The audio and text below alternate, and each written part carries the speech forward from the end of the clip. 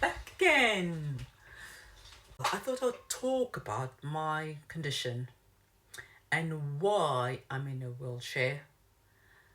Let's go back in time, shall we? When I was 13, I was walking normally since I was a child. Then, when I reached 13, I realized that every time I used to walk, I would sometimes feel pain. I used to get quite tired easily, but then I just brushed it off and thought just probably I was overworking myself or something. Then, when I was 15, I had quite a lot of pain as well, weakness in my muscles, my feet, but it wasn't that bad. But also, I developed a foot drop. Now, what's a foot drop? A foot drop, I've got a hand foot drop. This is how my hands normally are. They're bent, as you can see. My fingers are twisted in. And the only way I can straighten my fingers is if I go, no. But the minute I put like this, it returns back to like this. So my toes are the same way. So my toes are crawled in, sorry. So what happened is I started having a foot drop on one foot, on my right foot. I went to the doctors and I was told I've got muscular dystrophy, which was, I was still a child. I was only 50, I was 15. I took it as it is. It was really hard for me because I'm a girl. I still wanted to play. I still wanted to do my sports in schools and stuff like that. But as time went by, I used to be able to do everything as other people up to the age of 35. So before that, I used to have a cleaning company. I used to do a lot of those jobs by myself. But then over time, as my business grew, you know, bigger, I had to employ people. And for some time, I could do everything like anybody else. And then when I got to age 35, I couldn't walk long distances anymore. I felt I needed some aids, so I started using walking sticks. But still, I still couldn't walk long distances, even if I had crutches.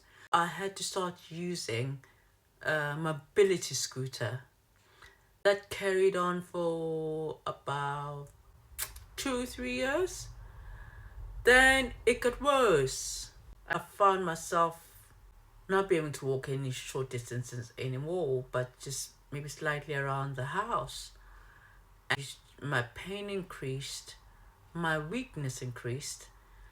It transferred all the way up, not only my legs, because remember before it was just only my legs, but then it transferred all the way up to my face, my neck, my shoulders, all this part. It's weak. In pain quite a lot as well. Quite stiff. As you can see, this part of my hands, though they're weak, but they're just floppy. I can't carry heavy stuff at all. I can hardly carry a normal cup. I can, but if I have to use two hands, I have to use two hands to carry a cup, which is filled with something like a coffee or something like that. Normally, sometimes I can just carry something and I'll just drop it for no reason at all. It doesn't have to be heavy, but I'll just drop it. So it's like an involuntary release for some reason. And I've also realized that I can't, though I can lift my arms, as I said, this way, like just moving like that. But on my iPad thing like that, I can't lift up my hands high, or to put them closer, like up to my chest, like most people do it. I would have to do like that to be able to reach and do all just basic moves like that. So it's quite difficult because of the weakness in my muscles. And in the winter, it's horrible. I have to hibernate. I can't get out of bed most days. It's awful. It is. So over time, little things that people take advantage of, having a shower, cooking, we take advantage of it, but treasure every single day, because one day life is so awkward. Life can just change. Luckily, I've got a personal assistant and I've got my kids as well.